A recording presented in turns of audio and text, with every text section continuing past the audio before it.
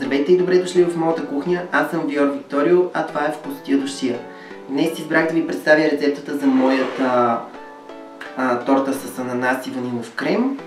Така че ако ви е интересно да разберете как се прави нещо такова, останете с мен до края на видеото.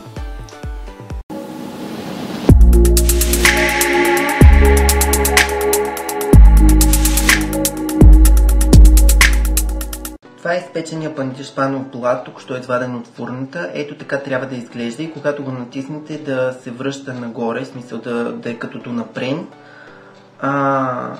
Така трябва да ви изглежда, когато е опечен блата съвсем. В описанието под видеото може да намерите подробно видео за това как се прави пандишпанов блат. А сега, докато той стине, аз подготвям моите парчета ананас, които са в тортата. В нагорещен тиган с малко масло добавяме резанчета ананас от консерва с лека поръска от захар и ги пържим от двете страни.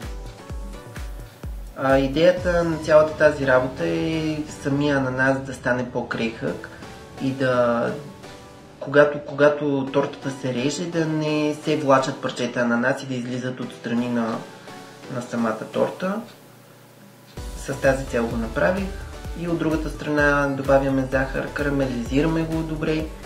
Въпреки че не успях да го карамелизирам, аз не знам поради какви причини, може би тигана ми нещо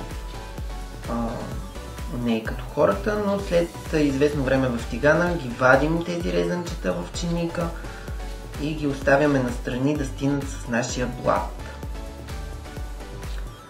Докато това се случи, аз предварително разбих едно пакетче от крем оле на Доктор Йоткер, само че някъде ми изчезна материала за снетия, с 400 мл мляко и го прибрах в хладилника. А тук виждате как разбивам сметана с малко захар, 500 мл сметана, половината от която отива в въпросния крем оле на Доктор Йоткер и ги смесих заедно, за да направя всъщност крема, с който ще запълня моята торта.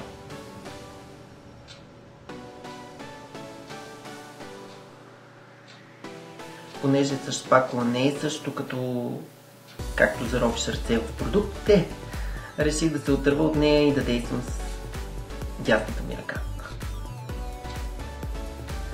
След като объркаме крема, махаме хартията за печене от нашия блат и с помощта на чиния ще нарежем нашите блатове. Аз в това въпросно видео, което ви споменах, обясних, че от една такава тава, която е стандартната тава за печене на нашата фурна, вадя 3 блата от тази платка, като 2 са цели. От двата края на нашата платка ги вадим целите блатове и един, който ще използвам по средата, е съединен от 2 половинки на остатъците, които всъщност не могат да направят цял блат.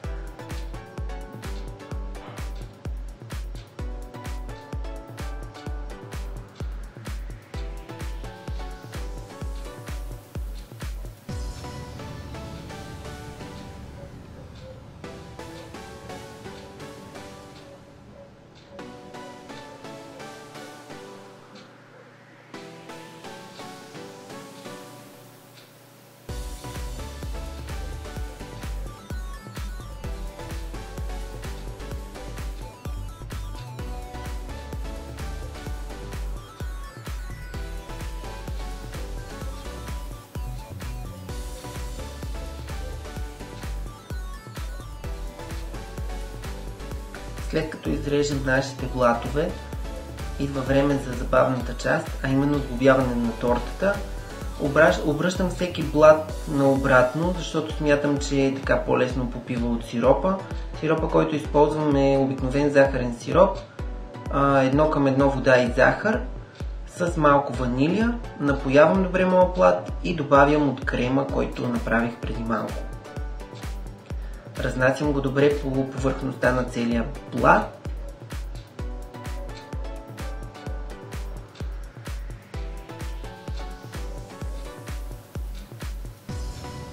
И добавям резанчета ананас, които карамелизирах в началото на моето видео.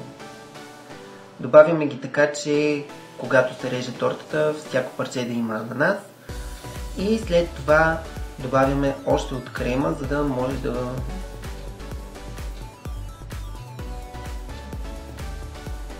да запълним всички празнини. Взимаме двете половинки на нашия втори блат и ги съединяваме върху тортата, като притискаме добре.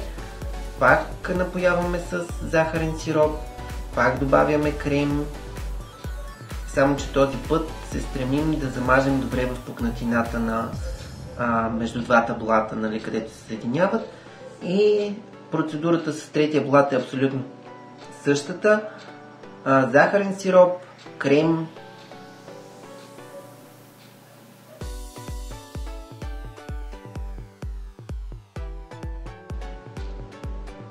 само че този път ще замажем тортата абсолютно навсякъде. И добре отстрани и отгоре трябва да се постараем да направим красиво.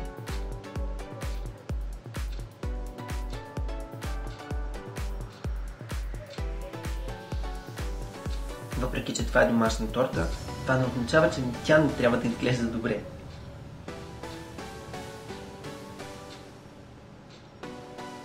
Следващата стъпка е да почистим подложката на нашата торта, защото вие може и да не сте пръстета, но аз съм пръсте и когато работя всички разбират. Но хубавото при мен е поне, че след като си цапам, после си чистя и когато почистите подложката е време да пъхнете вашата торта в фризера за половин-един час, за да може да стегне и да я намажем хубаво с сметана. Когато времето и във фризера изтече, взимаме останалата сметана, която не добавихме към крема на Доктор Йоткер и замазваме добре нашата торта.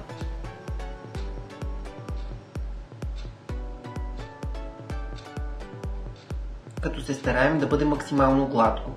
Разбира се, вие ако имате такава хубава шпатула сладкарска, ще ви е много по-лесно, но аз моята я занесох в работата и затова действам с това, което ми е под ръка.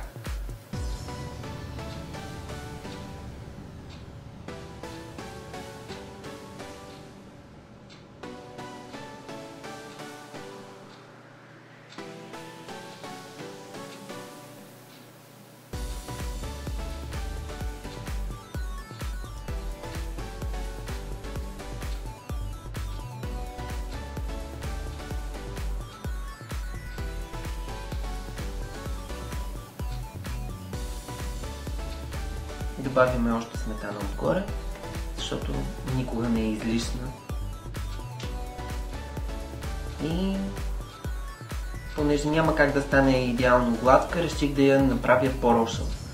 Взимам пош пълен със сметана и ще направя няколко джвъчки тук-таме, върху които след това ще наредя резанчетата ананас от парчето, което всъщност ми остана и не можах да вкарам в тортата.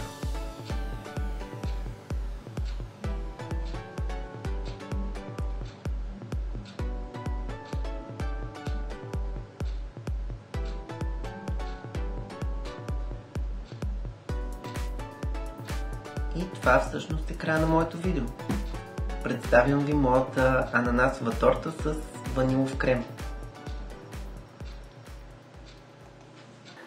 Това беше всичко от мен за днес. Надявам се клипчето ми да ви е харесало. Ако е така, дайте палец нагоре. Ще се радвам да се абонирате за мен, защото има още много вкусти там, откъдето тази дойде. Ще се радвам, ако сте решили да опитате моята рецепта, да ме отбележите с хаштаг вкустиядушия или хаштаг ViorVictoria в социалните мрежи, така че да разбера, че някой гледа клиповете ми. И така, единственото нещо, което мога да ви кажа сега е чао и до скоро!